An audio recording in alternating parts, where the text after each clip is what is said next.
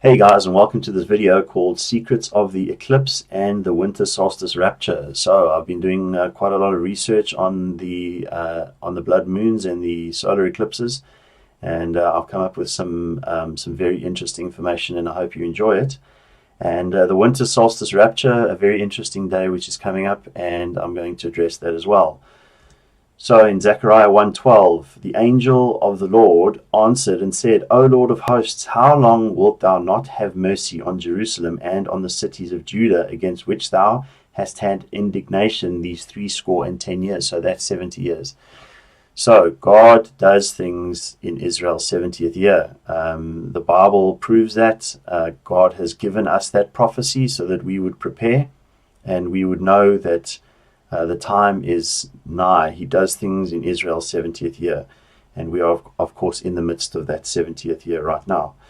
And then in Hebrews 10:25, it says, exhorting one another, and so much the more as ye see the day approaching. And that's exactly what I try to do on this channel. One day comes, and then it goes, and then I'm looking for the next day. So as I see the day approaching, I'm trying to encourage people to get ready for the coming of the Lord. The rapture of the church is about to occur.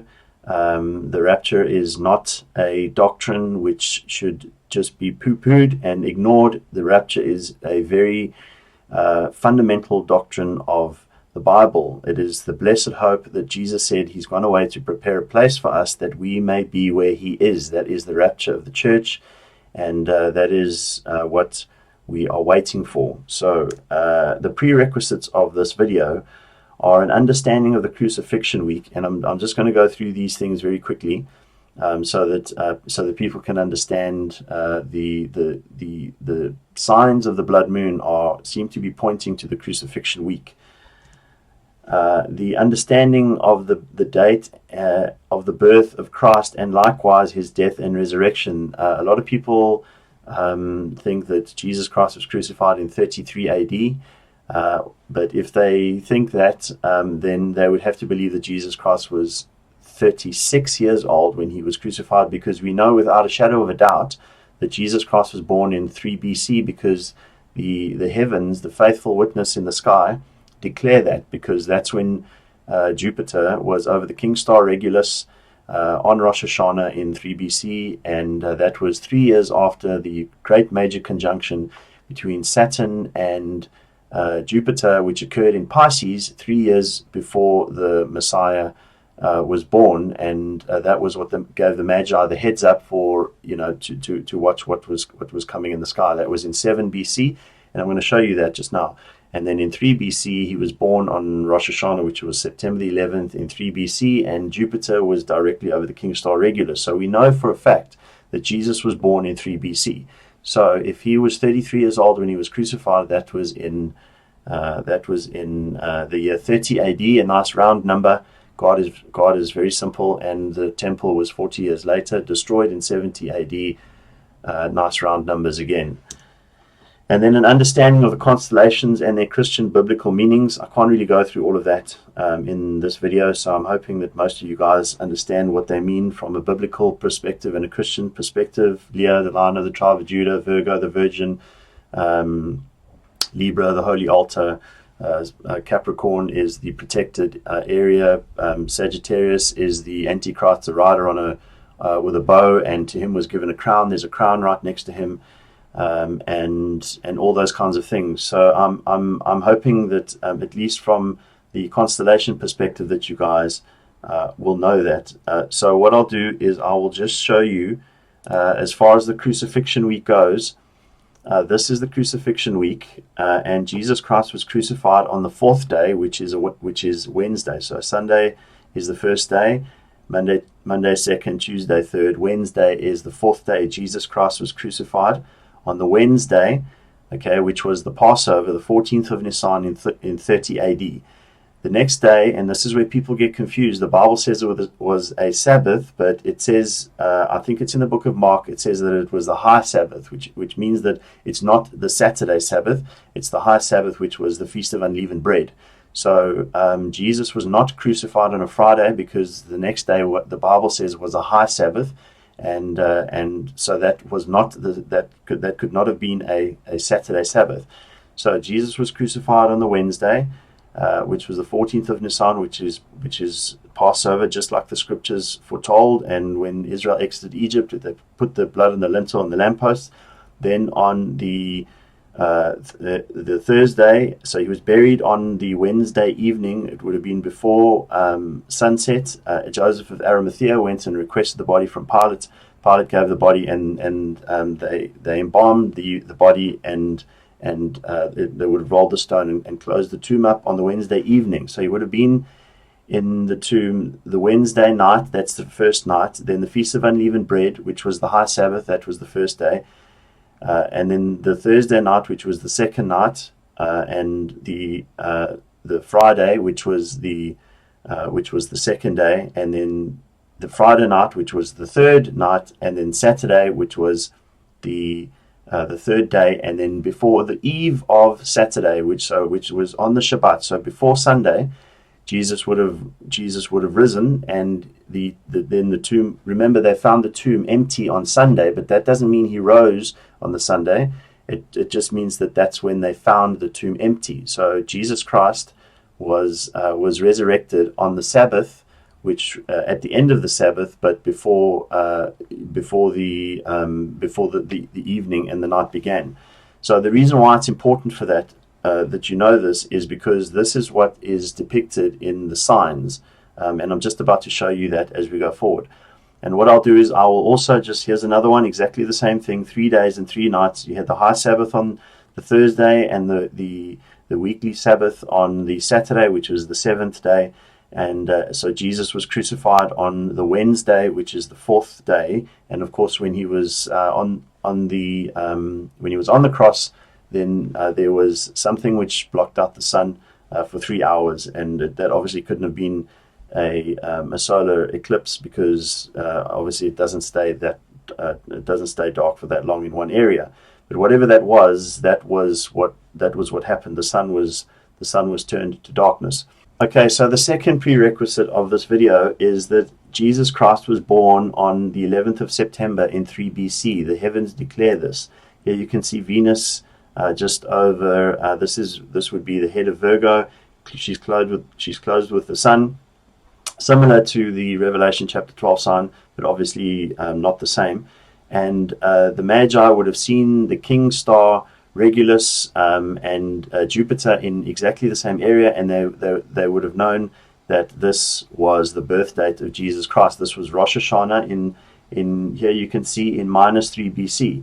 If Jesus Christ was born in year 1, you can see that there's nothing interesting happening around Leo or Virgo. So Jupiter has moved on. Jupiter is the planet Tzedek, righteousness, and the Magi would have known that. And there's nothing interesting that's happening here. Also, 3 years before the birth of Christ was this great major conjunction which occurred in Pisces. Here you see Pisces, and this was recorded by the astronomer Nicholas Copernicus, and this was also mentioned by Abarbanel, who was a Jewish scribe, that said that 3 years before the birth of Messiah, there would be this major conjunction which occurs in Pisces. And of course, that's exactly what happened in Pisces 3 years before the birth of Christ. So here you can see this is what they would have seen coming up by month. Here we can see first conjunction, second conjunction, third conjunction, and that was 3 years before the Messiah was born in 3 BC. So we know for a fact that Jesus Christ was born in 3 BC, which means that he was crucified in 30 AD. So starting off with the eclipses, and I'm going to show you all the research which I've done into this, but just to summarize, and we'll go over it again afterwards. There have been 1,419 blood moons, that's total lunar eclipses, since the birth of Christ. There have been 1,280 solar eclipses since the birth of Christ. There have been 99 blood moons since 1900. And the frequency of the blood moons in the last century, since World War I, has far exceeded any portion of 120 years in history. The frequency of the blood moons have increased significantly over the important times of the Christian era. The first increase that we see, the significant increase, was the Christian persecution of Rome, and almost immediately, as Constantine allowed, he stopped Christianity from being outlawed, he made it legal. We see that the blood moons, the blood moons finished almost on that point exactly. The second time that we see the blood moons increase in frequency is over the rise of Islam. And the third time is the Reformation. That's when we see probably the most frequency of blood moons since the birth of Christ. And then the fourth increase in frequency is the one that we are in the process of at the moment, which is at its very climax. So we are at the end of 2019, and as you'll see in a moment, that in 2020 that climax ends, and then it actually reduces and it goes back down. So we are at the very climax of blood moons and the frequency at which they happen right now. And every time a significant event occurs, the blood moons are in Pisces and Virgo. The ministry of Christ, right before the ministry of Christ began in 26 AD, which was obviously 3.5 years before he was crucified in 30 AD, and in that year, just before he starts to minister, there are two blood moons in Virgo and Pisces. The rebirth of Israel, of course, we had the tetrad, which happened in 1949. As soon as Israel came back, there was the tetrad of blood moons, and those were Virgo, Pisces, Virgo, Pisces. So that was 70 years ago, and that's exactly what we saw happen with the recent blood moons 70 years ago. So there's those bookends of the signs which are happening, and obviously we've seen the blood moons happen in 2014, 2015, and we are now coming up to 2019, right? And then the recapture of Jerusalem in 1967, there was also a blood moon in Virgo and Pisces. And of course, Israel's 70th year, those are the ones that we've just seen, just before Israel turned 70. So just after Israel came back in May 14, 1948. 1949, we saw the blood moons, and that was a tetrad. And then right before Israel came back in 2014 and 2015, we saw the blood moons and the tetrad there, and those were Virgo, Pisces, Virgo, Pisces. So I'm going to go through this and show this all to you. I just want to summarize what I'm about to show you.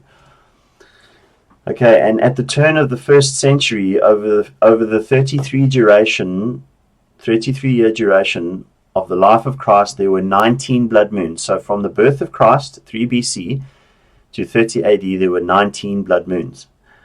And from the turn of this century, over the last nearly 19 years, there have been 19 blood moons. So there have been 19 blood moons from the turn of this century, and there were 19 blood moons from the turn of the first century until Jesus. So you can see that obviously that infers that when Jesus was alive, there were far fewer blood moons than the turn of this century, where we have the same number of blood moons in 20 years as there were in the life of Christ, which was 33 years. And again, I'm going to show you this. Next year's blood moon, on the 20th to the 21st of January 2019, will be the 20th blood moon of the 21st century. Right? So let's just say that again. Next year's blood moon, on the 20th to the 21st of January 2019, will be the 20th blood moon of the 20th century. So that's 2021.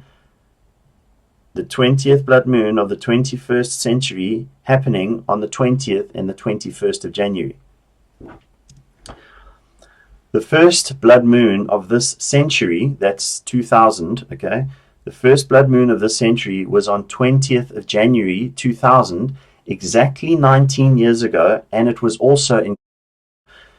So the first blood moon after 1999, right, in the year 2000, was on the 20th of January 2000. So 20 days into this century, we saw a blood moon on the 20th of January, exactly 19 years ago, and it was also in Cancer, born exactly in the same place where the blood moon happened 19 years ago.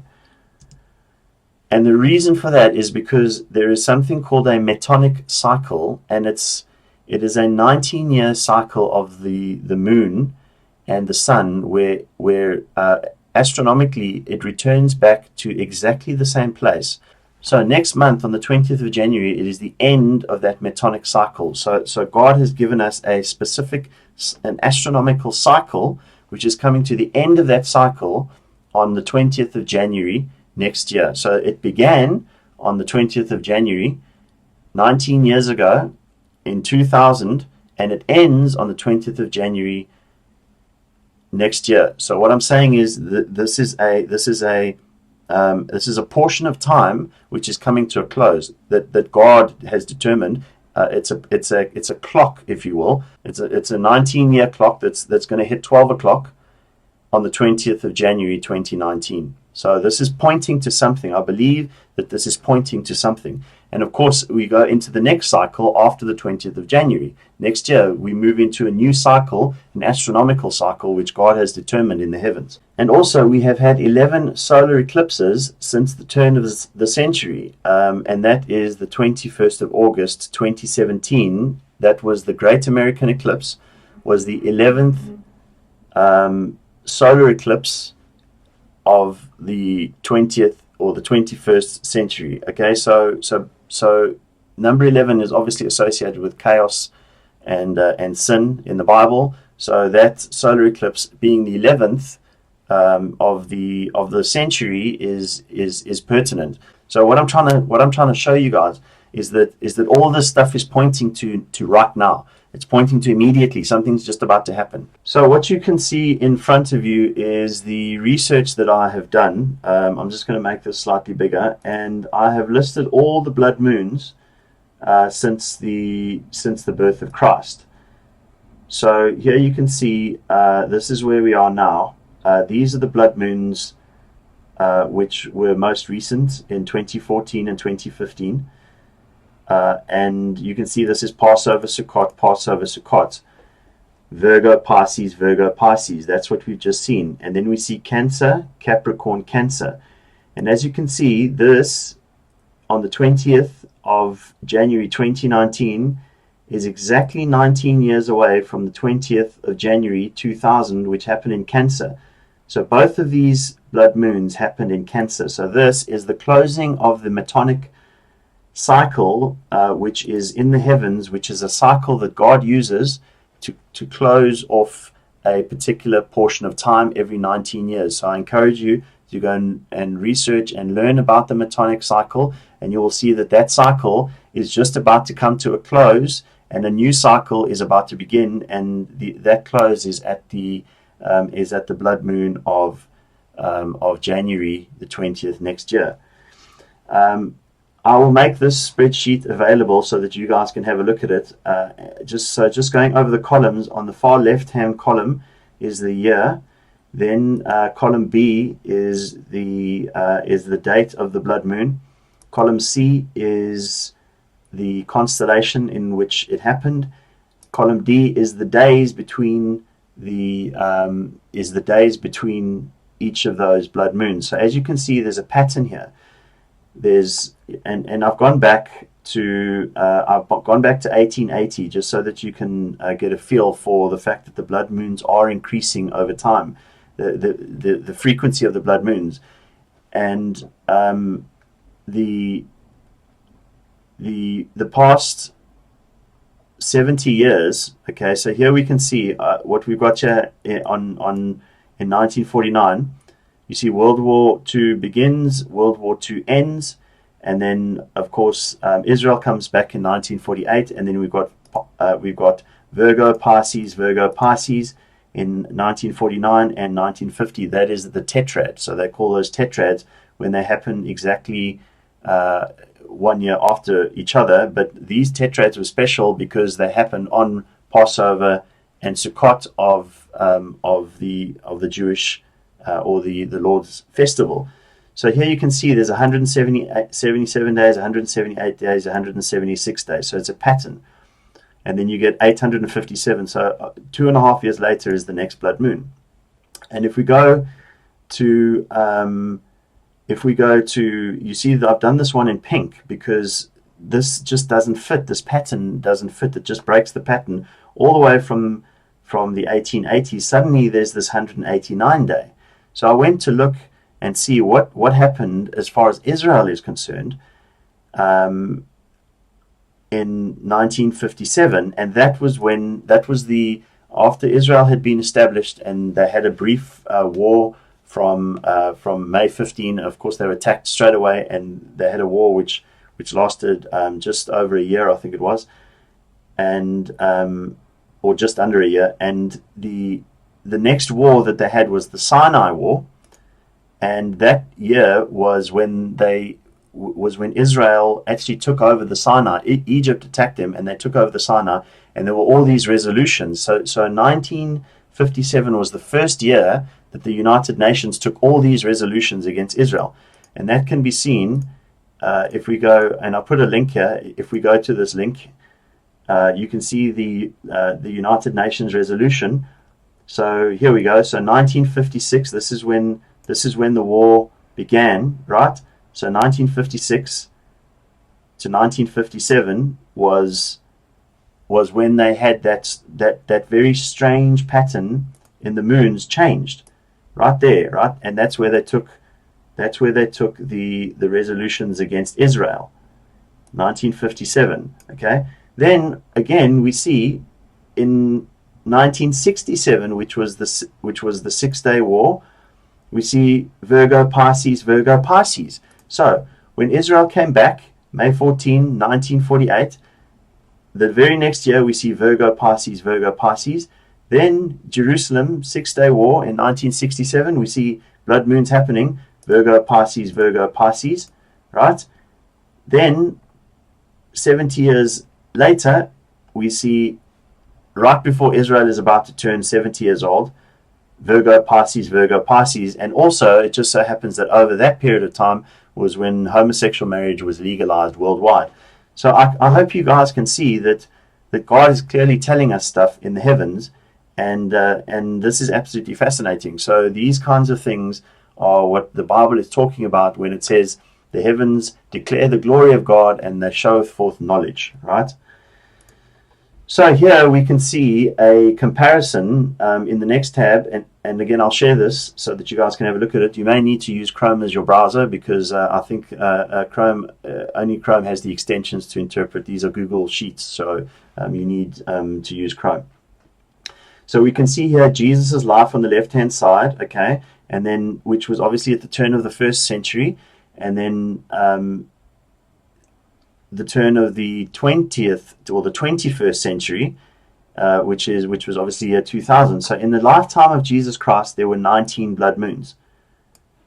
There were 19 blood moons in the lifetime of Jesus Christ. And if we have a look on the right-hand side, we can see in the turn of this century, in the last 18 years or nearly 19 years now, we have had 19 blood moons. And the very next blood moon is the 20th blood moon, which is the end of the Metonic cycle. Remember that. So the beginning of the Metonic cycle began in 2000 in Cancer, 20th of January 2000, and the end of the Metonic cycle ends in Cancer on the 20th of January 2019. That's the 19-year Metonic cycle. I believe something is going to happen before that blood moon, or if not very, very shortly afterwards. Maybe Passover. I don't think so. I think that the rapture of the church is imminent. It's just about to happen. That deal divides the land of Israel. We have just seen Australia recognizing West Jerusalem, right? Recognizing West Jerusalem. So the very fact that Australia comes out and says we are recognizing West Jerusalem as Israel's capital, it infers that they intend to recognize East Jerusalem as Palestine's capital. So guys, I hope you can see here, in the lifetime of Jesus Christ, he declares the end from the beginning. In the lifetime of Jesus Christ, he had 19 blood moons over his lifespan, and we have had 19 blood moons. Obviously, the blood moons have increased in frequency over the last 19 years. Also, recognize that there's no pattern to the blood moons when Jesus Christ was here on the earth in the flesh. It goes Cancer, Capricorn, Ophiuchus, Taurus, Virgo, Aquarius, all different. Gemini, Sagittarius, Libra, Aries, Leo, Capricorn, all different. Ophiuchus, Taurus, Ophiuchus, okay, we've got a bit of a pattern there. Then right before he begins his ministry in 26 AD, we see Virgo, Pisces. The heavens declare the glory of God. He's telling us, he's given us signs in the heavens. Okay, then we see Gemini, which is the dual nature, the twin nature, man and God, and then we see Sagittarius, which is the Antichrist, okay, or that's the representation of the Antichrist. And then he was obviously crucified in 30 AD. I'll also just point out that, remember that at the end of this Metonic cycle, so after the blood moon, which is happening on the 20th of January 2019, is the portion where there are, I think there's 800, and I'll be able to tell you now. Yes, there are 857 days. So from the blood moon, which is happening next month, there are 857 days until the next blood moon, and that blood moon is happening right in the center of Scorpio.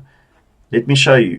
So here you can see right in the center of Scorpio is where that blood moon is happening. Okay, so this is the next blood moon, which happens, which is nearly 2.5 years after the blood moon, which is happening at the beginning of the blood moon, which is happening on the 20th of next month. So there you can see right in the center of Scorpio. Now remember, the portion which Scorpio takes along the ecliptic is less than 2%. This is less than 2% than the entire ecliptic, and there is a blood moon happening right there. Okay, that's where the next blood moon is happening. So I believe that this is a bookend. It's saying you've gone too far. Okay, this blood moon is one blood moon. This blood moon is going to be in the tribulation. We should not be waiting for that blood moon. The sun shall be turned to darkness, and the moon shall be turned to blood before the coming of the great and dreadful day of the Lord. So on this next spreadsheet, this is the number of lunar eclipses since Israel. And if we filter by just Virgo, you'll see that there have been 9 blood moons in Virgo since Israel returned. And if we filter in Pisces, which is the other representation of Israel, you can see we've had 10. But if we go and we try and filter, let's say, on Aries, you'll see that we've only had 4 blood moons in Aries. Or if we say Aquarius, we've only had 3. Or Capricorn, we have had 4. And so you can see Virgo and Pisces, the blood moons happening in Virgo and Pisces over the last 100 years. There's the frequency increases of the blood moons happening in Virgo and Pisces. So I encourage you guys to look at this and look at this information, and you will obviously see things that I cannot see and I have not seen, because the Holy Spirit will reveal things to you, and research this and have a look at this and see if you find anything interesting, and let us know in the comments.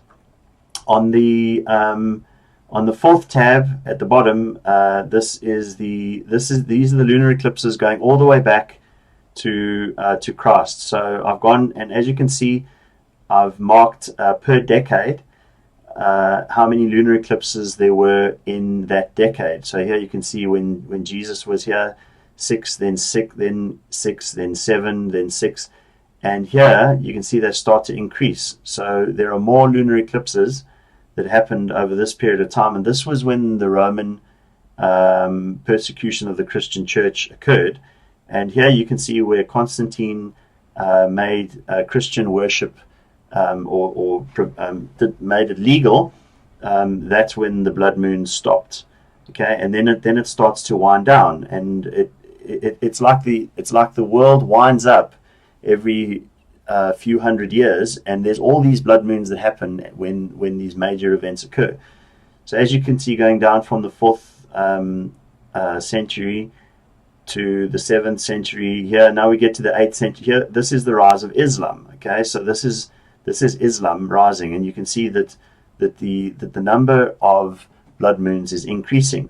But what I want you to pay careful attention to is the fact that when they wind up to 10, so obviously 10 is the maximum number of blood moons that we see happening in any particular decade. When they wind up to 10, then they begin to wind down again. So you'll see, and pay careful attention to that, because you'll see as they go from 10, and then they go 8, right, and then 9. So you'll see that they wind up and then they wind down. So this was the rise of Islam, and then you see it winding down around the 10th century or year 1000, or the first millennium.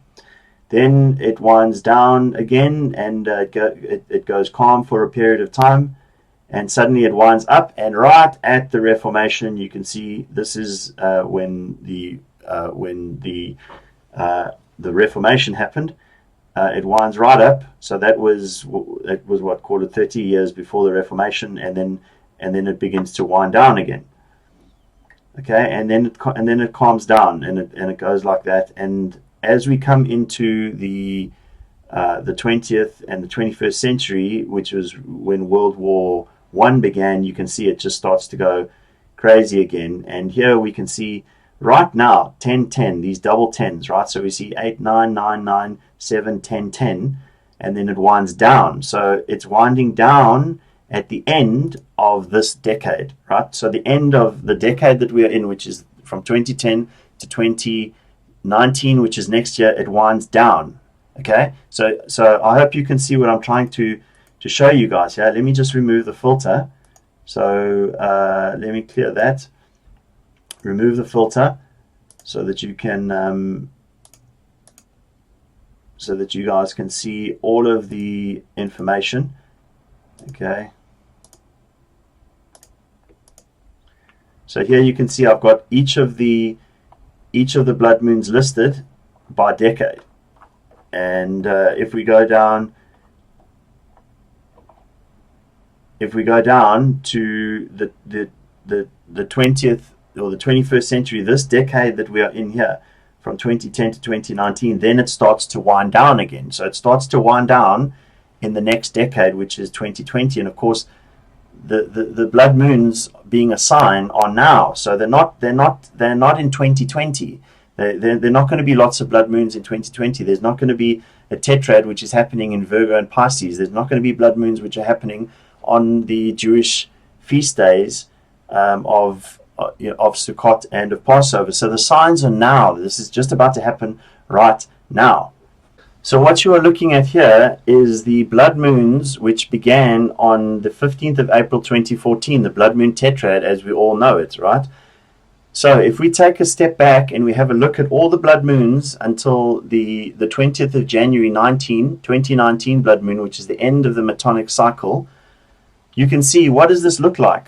This is a picture of the crucifixion week. Look, Jesus Christ was crucified on the 4th day. So Sunday, Monday, Tuesday, Wednesday, he was crucified on the 4th day. What happened on the 4th day? When he was on the cross, the sun was turned to darkness. He was on the cross, and the sun was turned to darkness for 3 hours, from the 6th hour until the 9th hour. Look, the sun was turned to darkness on the 21st of August 2017, and 33 days later, when Jesus Christ was 33 years old when he was crucified, 33 days later we saw the Revelation chapter 12 sign, which is the representation of the rapture of the church. That's the sign of the rapture of the church. Jesus Christ was then buried 1, 2, and the 3rd. Before, remember, on the Sunday, he was found on the Sunday, but he was resurrected before. So he was resurrected on the Sabbath eve. And of course, what do we see right now coming up? We see the winter solstice. So if you have a look at this and you remember the crucifixion week, this is a picture of the crucifixion week, which must mean that if that is correct, if this is a picture of the crucifixion week, then the rapture of the church should happen before the blood moon, which represents the changing of the day. So Jesus Christ was in the tomb 3 days and 3 nights. So the first day, okay, he was crucified on the Wednesday. This is the first day, right? Or this is the Wednesday, and he was crucified. This is a picture of the crucifixion week. And of course he was risen before this is the end of the week. So this would be the new day. This would be the new week. This would be the first day, which is Sunday, but he was resurrected before the Sunday. He was resurrected on the Saturday. And what do we see? We see the winter solstice happening right before then.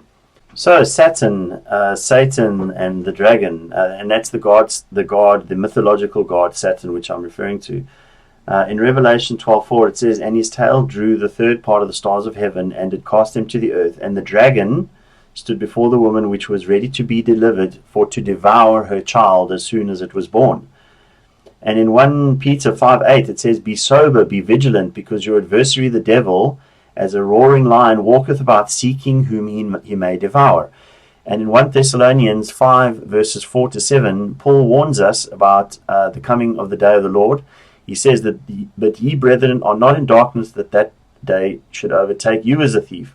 Ye are all children of the light, and children of the day. We are not of the night, nor of the darkness. Therefore let us not sleep as others do, but let us watch and be sober. For they that sleep in the night, and they that be drunken, are drunken in the night." So when Paul is warning us about the coming of the day of the Lord, he's talking about being watchful and being vigilant and being sober, and he's talking about drunkenness and revelry, right? So Saturnalia, which was the pagan festival that was merged by Constantine, and when he married the church to the government of Rome, was the festival that they would celebrate over the winter solstice. And it was an ancient Roman festival in honor of the god Saturn, held over the winter solstice.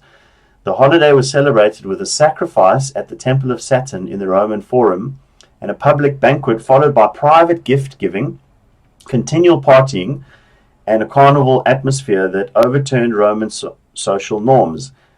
Gambling was permitted, and masters provided table service for their slaves. They had a custom of electing a lord of misrule, right? So these things that happened in the past, and there are drops of truth in these mythological stories. They're obviously perversions, but they tell us certain things.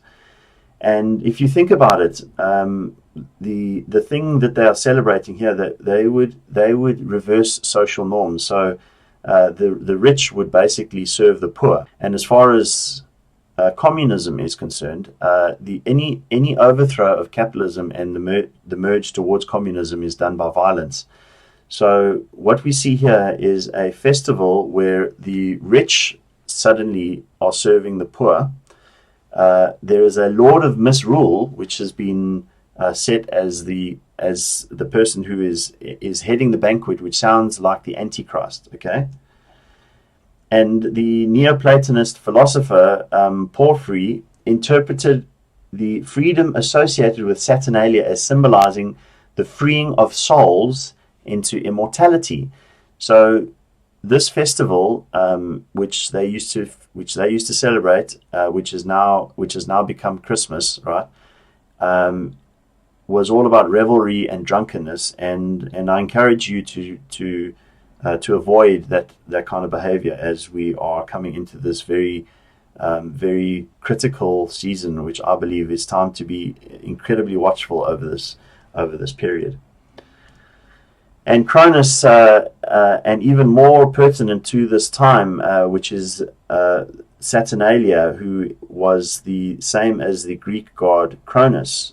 Cronus learned from Gaia and Uranus, who were supposedly his parents. So this is Saturn, that he was destined to be overcome by his own sons. And just as he had overthrown his father, as a result, although he sired, or he brought into the world, he fathered the gods Demeter, Hestia, Hera, Hades, Poseidon, by Rhea, He devoured them as soon as they were born. Does that sound familiar? That sounds like Revelation chapter 12.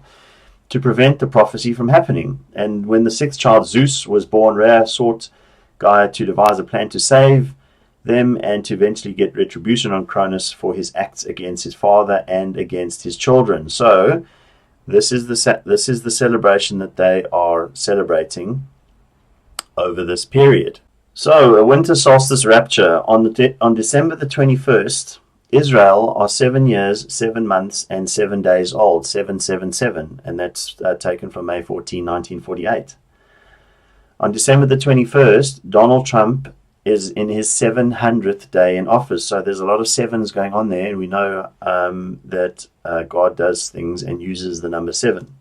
And on December the 21st, that's exactly 1 month away from the blood moon, which is happening from January the 20th to the 21st. And in Psalm 19 verses 1 it says, "The heavens declare the glory of God, and the firmament showeth his handiwork. Day unto day uttereth speech, and night unto night showeth knowledge." So that's talking about the constellations. "There is no speech nor language where their voice is not heard." All nations, all tribes, all descendants of the world have this astronomical knowledge, from China to India to the West. All of us have this historical knowledge of the constellations.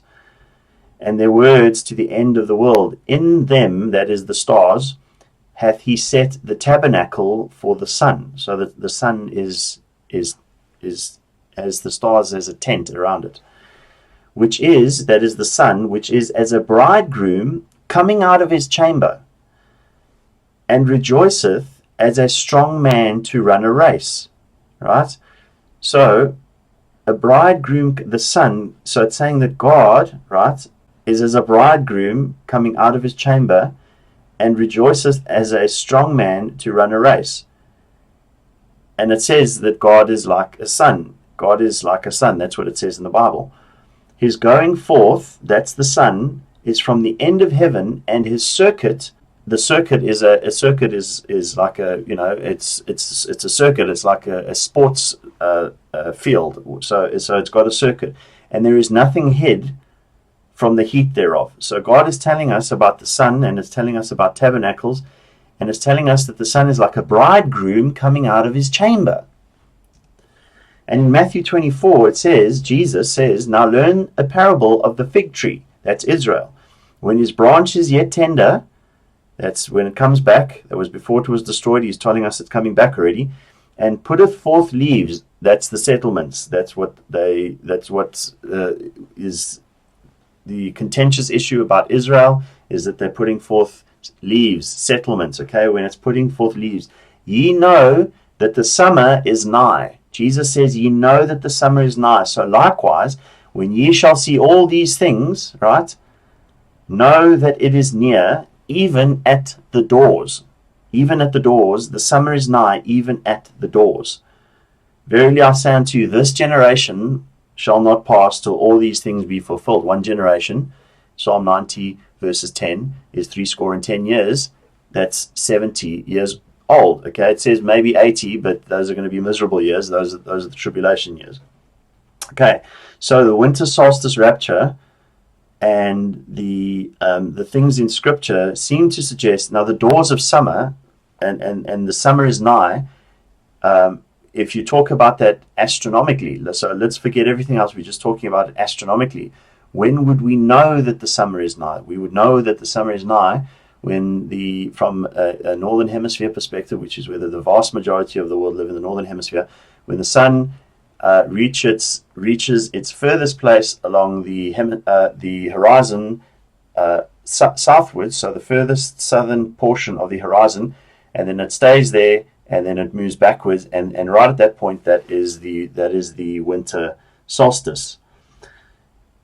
And in Revelation 3 verses 3, Jesus says, "If therefore thou shalt not watch, I shall come upon thee as a thief in the night, and you shall not know what hour I shall come upon thee." So the only time that all the world could know exactly when that point was, because the winter solstice is a very specific. It's not just at a specific. It's not just on a specific day. The winter solstice is at a very specific moment, and we have got it down to the minute. And in 2018, on the 21st of December, the winter solstice is at GMT, because that's the central point. So from a GMT perspective, which is the Greenwich Meridian, it is happening at 22:22. All right, so that is 22 minutes past 10 p.m. at night. So there's a very specific time, down to the minute, we know when the winter solstice is happening. So if Jesus says, "Ye shall not know the hour, the very hour that I'm going to come upon you," how can we know what that hour is? If it's going to be in Jerusalem, or if it's going to be in Israel, then is it nautical twilight? Is it astronomical twilight? Is it, how can we know the hour for certain? But if you're talking about a solstice, we know exactly when the solstice happens, down to the very minute. So the winter solstice is very interesting as far as the rapture is concerned.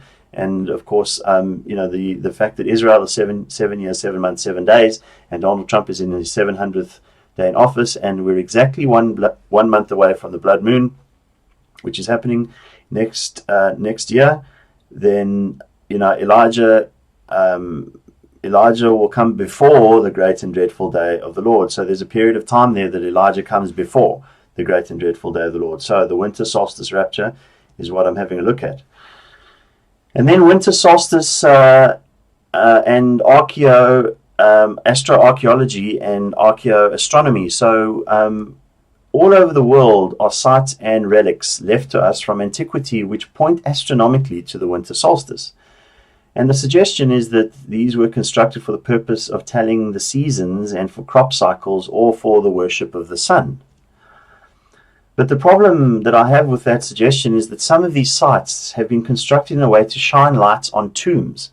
So,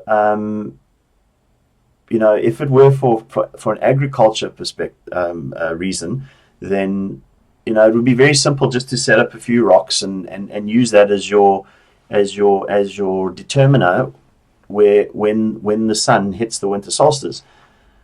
But why would they need to know precisely when the middle of winter is, the very day? Why would they need to know exactly when that was? So obviously they would know by the weather and the patterns of the weather that that winter lasts roughly 3 months long. So they know that. But why would they need to know precisely when it happens? Why all over the world have they got these ancient relics which are pointing precisely to this day? And why is it that the manner in which they've built them, and they've gone to great lengths, extreme lengths in certain cases, like Stonehenge and the one in Ireland, I'm going to go through a couple of them just now. Why would they go to these extreme lengths to point out where a specific moment in time happened? And whenever there's a perversion of something that causes Christians to recoil, and a lot of Christians will bury their heads in the sand as soon as they hear things about the zodiac and constellations and all these kinds of things, I think that we should look a little bit deeper to see if Satan is trying to hide a truth from us, right? And perhaps the people who built these sites went to incredible lengths to make sure that they would be long-lasting, and to try and tell those who came after them something, because they had knowledge which was potentially wiped out by the flood. So the people that were before the flood may have left these behind us, because there may have been knowledge before the flood that was widely known, that on the day of the winter solstice, redemption would come to the world, and the seed of that was promised to Adam would come at the at midwinter. So the solstice is obviously in the very middle of winter, before the sun starts heading back towards the northern portion of the horizon. So I'm going to go over a couple of sites which are pointing to this very day, very specific day, very specific time of day, and you'll see why I don't think that these are just for agriculture purposes. I think that there's something else going on that they're trying to point us to, and obviously taken with the fact that on the winter solstice we've got Israel, at that period of time with all those sevens. Newgrange is a prehistoric monument in Ireland, and you can see over here it says where it talks about the winter solstice.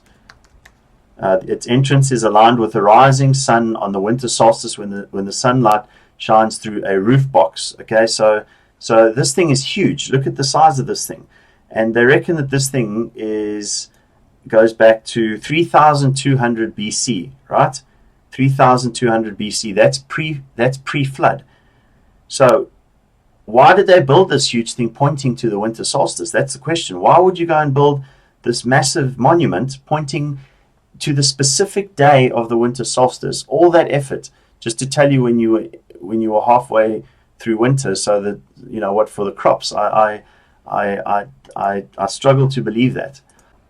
And then you've got Stonehenge as well, which is pointing to the winter solstice. If you go and research Stonehenge, here we've got Maeshowe, which is a Neolithic chamber and passage grave situated in Orkney, Scotland. This is another one for the winter solstice here. So it is aligned at the rear wall of its central chamber, held up by a bracketed wall, and is illuminated on the winter solstice. So this massive mound, they've built this massive thing to point to the winter solstice.